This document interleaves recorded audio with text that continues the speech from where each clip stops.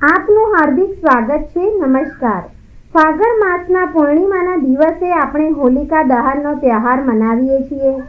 હોલિકાનું પૂજન કરીએ છીએ, અર્ચન કરીએ છીએ અને ત્યારે પ્રદક્ષિણા કરતી વખતે કયા મંત્રનો જપ કરવો જોઈએ કે જેથી આપણને સુખ સમૃદ્ધિની પ્રાપ્તિ થાય, પરેશાનીઓમાંથી મુક્તિ મળે અને ઈશ્વરની કૃપાથી શુભતા પ્રાપ્ત થાય, તે મંત્ર વિશે આજે આપણે જાણકારી મેળવીશું. જો તમને આ વિડીયો પસંદ આવે તો આ વિડીયોને લાઈક કરો, શેર કરીને ચેનલને સબસ્ક્રાઈબ અવશ્ય કરો અને કમેન્ટ બોક્સમાં જય માં લક્ષ્મી અવશ્ય લખજો. ફાગણ માસની પૂર્ણિમા કે જેમાં હોલિકા દહનનો ઉત્સવ મનાવાય છે, જીવનમાં રહેલ કષ્ટ અને સંઘર્ષોને ખત્મ કરવા માટે, દૂર કરવા માટે આજનો દિવસ ઘણો શુભ છે. કહેવાય છે કે હોલિકા દહનના દર્શન કરવા માત્રથી જ ગૃહ કલેશ શાંત થાય છે, રોગ નષ્ટ થાય છે. કારણ કે અત્યારે વાતાવરણનો પલટો થાય છે ત્યારે રોગના જે જંતુ છે આ સૃષ્ટિ પર આક્રમણ અવશ્ય વધારે છે. એટલા માટે પણ હોલિકા દહન ઉત્સવ મનાવાય છે કે જેથી આગમાં તે જીવજંતુ નાશ પામે અને રોગ દૂર થાય. એવી જ રીતે હોલિકા દહન એક નકારાત્મક ઉર્જાને શાંત કરવા માટે પણ થાય છે. જો આપણામાં કે આપણા ઘરમાં કોઈ નકારાત્મક પ્રભાવ હોય અથવા આપણી અંદર માનસિક ટેન્શન હોય, શારીરિક કષ્ટ હોય, સુખ સમૃદ્ધિ પ્રાપ્ત ન થતી હોય, ઘણી કોશિશ કરવા છતાં પણ કોઈ કોશિશ કરું સારું ફળ આપતું ન હોય, ત્યારે આ હોલિકા દહનના દિવસે હોલિકાનું પૂજન અવશ્ય કરાય છે. પૂજન કરીને ત્યારબાદ પ્રદક્ષિણા પણ કરાય છે. ત્યારે અમુક ઉપાય પણ કરાય છે જે આખા વર્ષમાં કામ આવે છે અને બધી પરેશાનીઓ, સમસ્યાઓમાંથી મુક્તિ મળે છે. પૂજનમાં ખાસ કરીને જે ગાયના છાણ, લાકડી હોય છે જેનો આપણે હવનમાં ઉપયોગ કરીએ છીએ તેનો ઉપયોગ થાય છે. તેને હોમવાની હોય છે. આ ઉપરાંત શ્રીફળ, ચુંદડી, ધૂપ, દીપ, નૈવેદ્ય, સોપારી, નાગરવેલનું પાન, 1 પૈસો અને ધાણી હોય છે જે મકાઈની અથવા જુવારની હોય છે. શેકેલા ચણા હોય છે, સિંગ હોય છે, ખજૂર હોય છે અને એક હોલિકાનો હાર, પતાસાનો હાર આવે છે અને તે હારને પણ આ હોલિકા માતામાં સમર્પિત કરાય છે. તે સમર્પિત કરવાથી ભગવાનના ભક્ત પ્રહલાદને આપણે પ્રાર્થના કરીએ છીએ અને પ્રહલાદ ભગવાન સુધી આપણી પ્રાર્થના પહોંચાડે છે. એટલા માટે ભગવાનની કૃપા પ્રાપ્ત કરવા માટે આપણે હોલિકાનું પૂજન કરીએ છીએ, નકારાત્મકતાનું પૂજન નથી કરતા.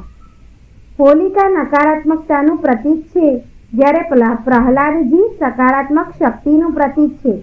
માટે આપણે શુભ શક્તિનું પૂજન કરીએ છીએ.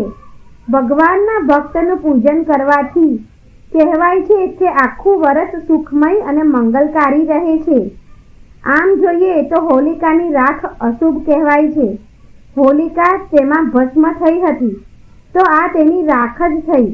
પ્રહલાદજી તો સ્વયં બહાર આવ્યા હતા, છતાં આપણે તે રાખથી તિલક કરીએ છીએ, તેને ઘરમાં રાખીએ છીએ. તેનું કારણ શું છે? કારણ કે પ્રહલાદજી પણ સાથે હતા. એટલા માટે આ રાખ જે હોલિકાની છે તે પણ મુક્તિદાયીની થઈ ગઈ છે. કારણ કે ભગવાનના ભક્તનો પ્રભાવ છે. આમ કોઈ પણ અશુભ વ્યક્તિ, કોઈ પણ અશુભ વસ્તુ જ્યારે શુભતા તરફ વળી જાય છે અથવા શુભતા તેની સાથે આવી જાય છે તો તે શુભ બની જાય છે. હોલિકાનું આપણે પૂજન કર્યા પછી હોલિકાની પ્રદક્ષિણા આપણે અવશ્ય કરીએ છીએ. એ પ્રદક્ષિણા કરતી વખતે શુભ મંત્રનો ઉચ્ચાર થાય તો કહેવાય છે કે આપણી અંદર નકારાત્મક પ્રભાવ છે જે આપણે નજર ઉતારીએ છીએ. તેવી જ રીતે હોલિકાની જે પ્રદક્ષિણા કરીએ છીએ તેમાં પણ આપણી અંદર રહેલા દુર્ગુણો, આર્થિક સંકટો છે કે જે કોઈ પણ નકારાત્મક પ્રભાવ છે, જાદુ ટોણા, શત્રુભાવ, જે મનની વ્યથા છે તે નાશ થઈ જાય છે. માટે મંત્ર જાપનો પણ શાસ્ત્રમાં ઘણો મહિમા બતાવ્યો છે. મંત્રો દ્વારા શુદ્ધિકરણ થાય છે. એટલા માટે હોલિકા દહનની પૂજા કરતી વખતે ખાસ મંત્રનો જાપ અવશ્ય કરવો જોઈએ. તે મંત્ર જાણી લઈએ કે કયા મંત્રનો જાપ કરવો જોઈએ. આમ તો નરસિંહ ભગવાનનો અવતાર આજના પ્રહલાદની રક્ષા માટે દિવસે થયો હતો અને નરસિંહ ભગવાન છે તે ભગવાન નારાયણનો જ અવતાર છે. માટે શ્રી હરિ નારાયણના કોઈ પણ મંત્રનો જાપ કરી શકાય છે. આજના દિવસે ખાસ કરીને હોલિકાની પ્રદક્ષિણા કરતી વખતે આ મંત્ર બોલાય છે. ઓમ શ્રી લક્ષ્મી નરસિંહાય નમઃ અથવા તો ઓમ મહાનરસિંહાય નમઃ અથવા તો ઓમ નમો ભગવતે નરસિંહાય નમઃ. આ મંત્ર જપતા જપતા હોલિકા માતાની પ્રદક્ષિણા કરાય છે. હવે આપણે જાણીએ કે પ્રદક્ષિણા કેટલી કરવી. પ્રદક્ષિણા હંમેશા એકી સંખ્યામાં કરવી જોઈએ. 1, 3, 5, 7, 9 આ રીતે પ્રદક્ષિણા કરવી જોઈએ કે જેથી હોલિકાનો તાપ છે, અગ્નિ છે, તે આપણા શરીરનો જે બહારી નકારાત્મક પ્રભાવ છે તેને તે શોષી લે છે. પરંતુ આપણા મનમાં રહેલ દુઃખ છે, જે કોઈ આપણને શંકા છે કે કોઈ પછી તેની રીતે આપણું મન આપણને પીડા આપે છે, તે મનનું દુઃખ પણ હોલિકા માતા હરી લે છે. હોલિકાને આપણે માતા કહીએ છીએ તેનું કારણ પણ એ જ છે કે તેઓ પ્રહલાદજીના ફૈબા હતા અને તે ફૈબા ભલે ભાવ ગમે તે હોય પણ એ ફૈબા એટલે માતા સમાન જ કહેવાય.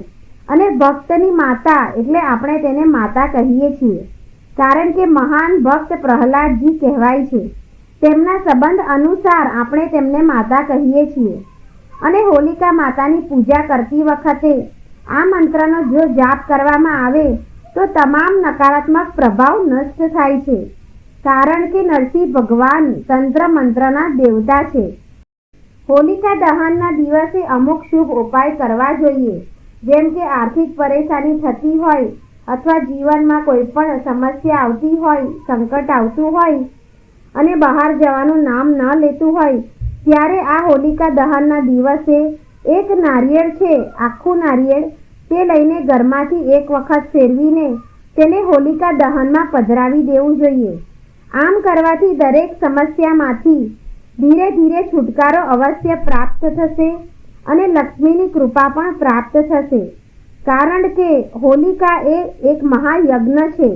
જેમ આપણે યજ્ઞમાં સ્વાહા કરીને હોમીએ છીએ તે દેવતા સુધી પહોંચે છે, તેવી જ રીતે હોલિકા દહનમાં આપણે જે કંઈ પૂજા કરીએ છીએ, સ્વાહા કરીએ છીએ, તે ઈશ્વર સુધી અવશ્ય પહોંચે છે. જો મિત્રો તમને આ માહિતી પસંદ આવી હોય તો આ વિડીયોને લાઈક કરો, તમારા સગા સંબંધીઓ સાથે આ વિડીયોને શેર કરો અને ચેનલને તમે પહેલીવાર જોઈ રહ્યા હોય તો સબસ્ક્રાઇબ જરૂર કરો. જય શ્રી કૃષ્ણ.